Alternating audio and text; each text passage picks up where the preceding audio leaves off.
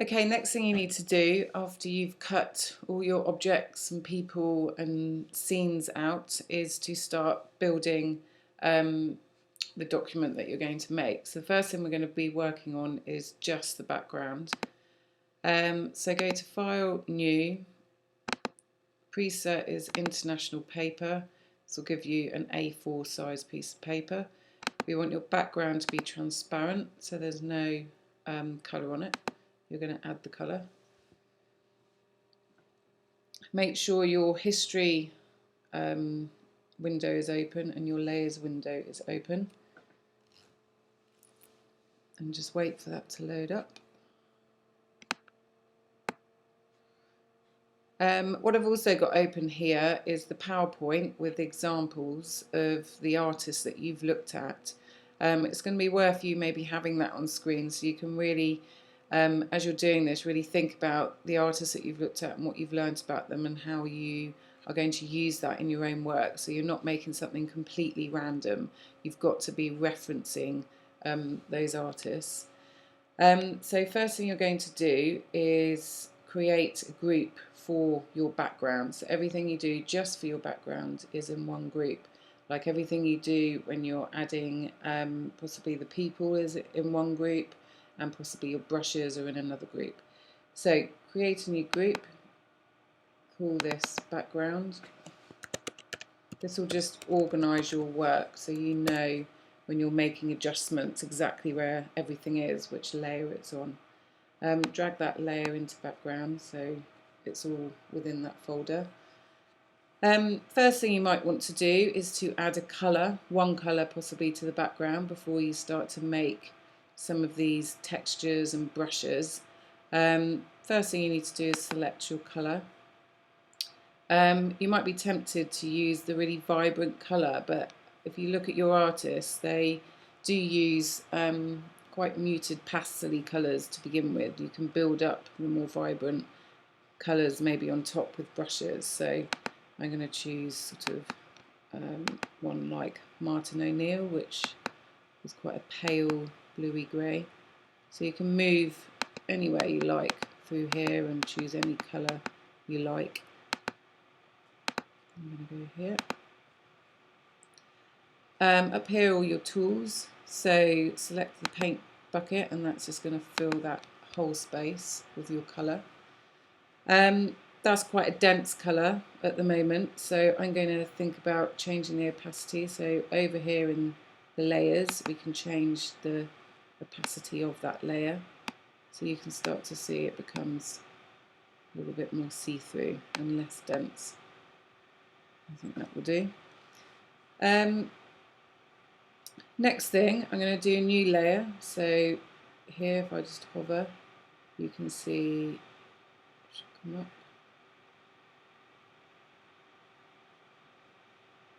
Should come up. But anyway, that's a new layer, this icon here. Layer 2. I'm going to actually name layer 1 as my background colour. In case I want to change that anytime, I know where it is. This one is going to be possibly, let's call it textures. Okay, so on top of this, I'm going to start adding some brushes. So here you can see select the brush tool and this toolbar comes up for those brushes. If you click here, here are lots of different brushes. Photoshop comes with its own, but we've uploaded a few more for you. You may want specific ones depending on what you want to do, in which case you'll just have to let us know and we will, IT will have to download those for you. So you've got quite a few. You've got quite a few sort of paint splodges. That's what paint splodge will look like. Some sort of textures there. Another texture here. So you can really sort of play around with what you want. So I'm going to think about obviously changing a colour, or else I'm not going to see it. Maybe sticking with the blue, but doing something a bit darker. I'm going to choose a paintbrush, maybe a splodge. Let's quite a big one. So you can change the size just up here, size of your paintbrush. So smaller paintbrush you can see there to a larger paintbrush here. Let's give it a go. So just press it. You might want a couple. What you might want is maybe just one in that colour, in which case do another layer. Textures 2 maybe.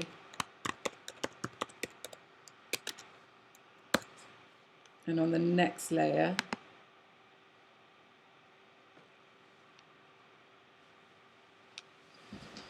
sorry, the computer is just being a little bit slow. On the next layer, maybe choose your next colour. I might do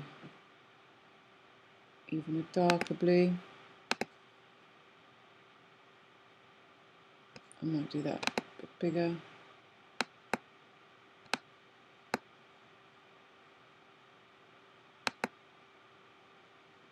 Okay, now the fact that they're on 2 different layers means I can flick between them because there's a few other things you might want to do. So with this darker blue, it's quite a vibrant blue, maybe too dense for what I want. So again, I can just change the opacity for that so it becomes paler, less dense. And I'm just doing it to that one rather than the lighter blue as well. What you can also do is change the shapes. If you're going to edit, free transform. There's a lock up here. If you lock that, it means when you move it, you're not going to squeeze it or stretch it. So you can make it even bigger if that's what you want, or smaller. You can rotate it. You can even flip it. You drag it. So you can flip it the other way. So you can flip it that way. You could flip it that way.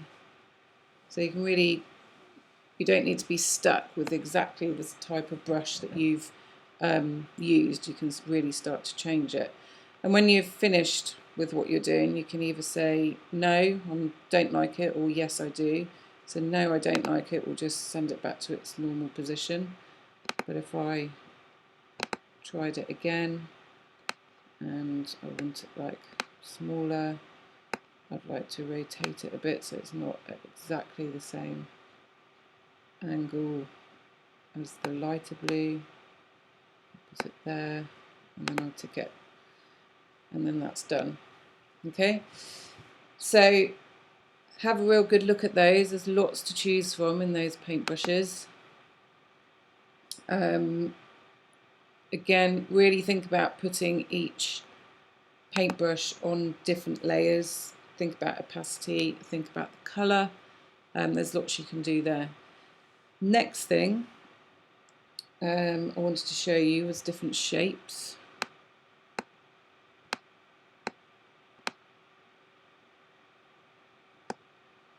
So shapes are here in this rectangle here, and you get this toolbar up here. What would be quite good is if you go to this drop down menu, let me just quickly find it so that we download all the shapes.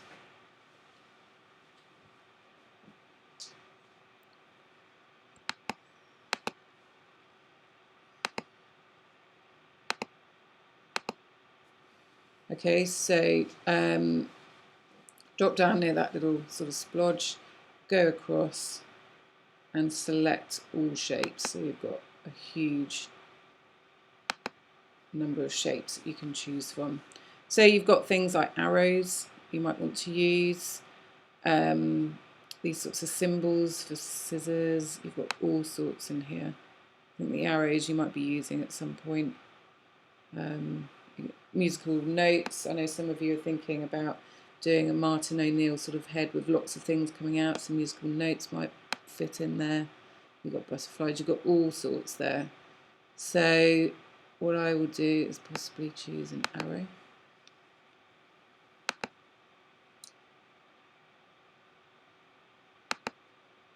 So here you can draw your arrow. Oh, actually what I've forgotten to do, I'm going to undo that because I want it on a new layer. So choose a new layer, label it arrow.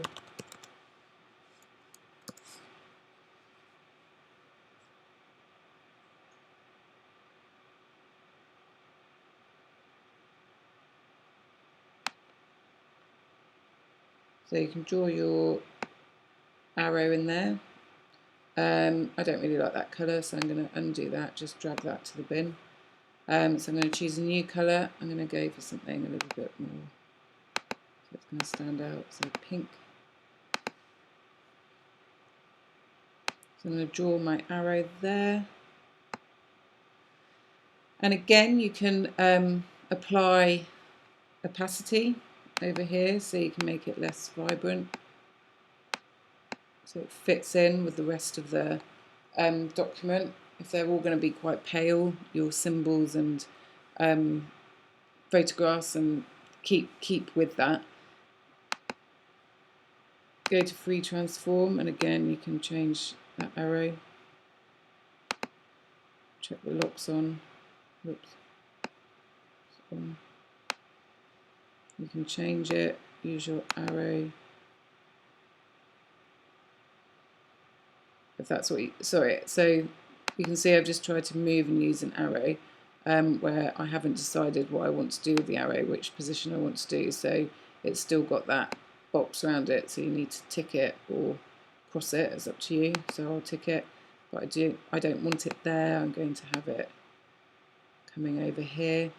And with opacity, can you see now I'm layering objects on top of each other, you can actually see other objects coming through. So it really will give a sense of lots of different textures that you are using. And I think that's a really lovely effect, and one that definitely your artists use. So that's worth thinking about, is overlaying some of your shapes and brushes.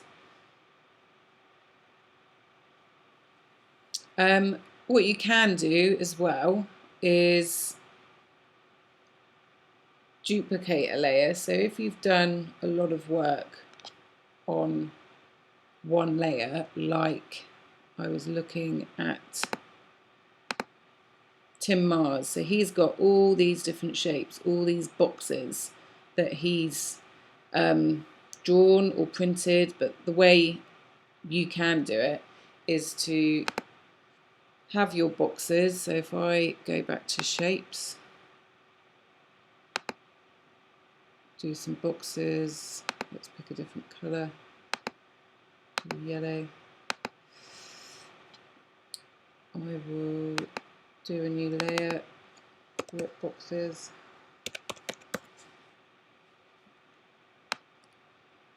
Start to draw these boxes out.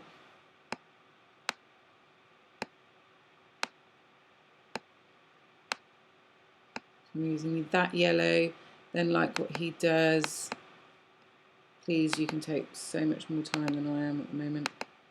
Maybe do an orange, start to overlap them. Again, you can do these on different layers, maybe do one colour on one layer, another colour on another layer. Choose one more colour.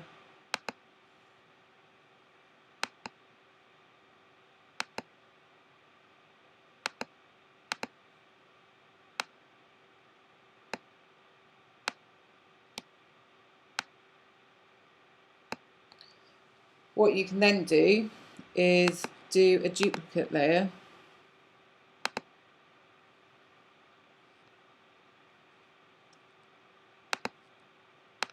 And you will see you've actually got two, and that will save you a lot of time for doing the same thing. And with that duplicate layer, again, you could free transform that.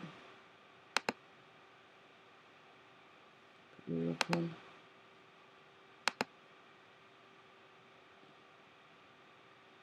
You could flip it vertically, so you've got a new sort of pattern that you can slide in, and you can start to build that up. One layer might be more opaque than the other, so you can start to see and save yourself some time by duplicating layers, or duplicating where you've done loads of brushes, rather than doing it over and over again, you can duplicate that layer and build up those textures.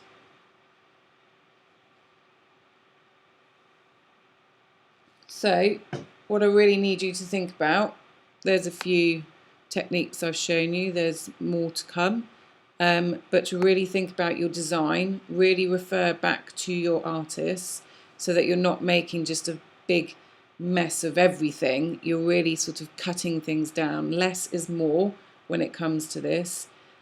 If we look at these, I'll just show you again, if you look at how many objects they've actually got or how many brushes they've actually used, there's not loads, but they're quite big, they're quite bold. Definitely use a opacity tool to really blend things in and layer things on top of each other and have things being see-through so you can see what's behind them, and I think you'll get a really lovely piece of work. I will show you how to do this Miles Donovan three-tone to change some of your people into these three colours. I'll show you that next time, but it's cutting out on background first of all. Good luck!